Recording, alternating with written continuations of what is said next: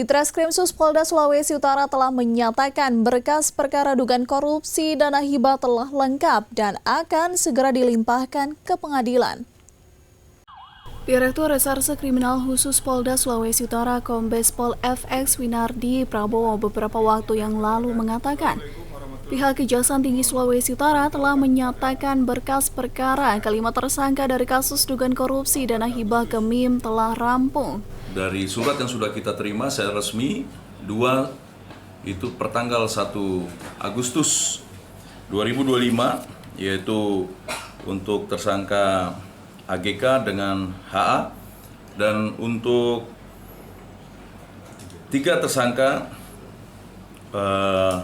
JK, FK, dan SH itu di tanggal 31 Juli sudah dinyatakan lengkap. Ia juga menambahkan penyidik Polda Sulawesi Utara dalam penanganan kasus perkara tersebut selalu menjunjung asas praduga tak bersalah dan transparansi dalam penegakan hukum. Nantinya pelaksanaan tahap 2 secepatnya akan dikoordinasikan dengan pihak Kejaksaan Tinggi Sulawesi Utara.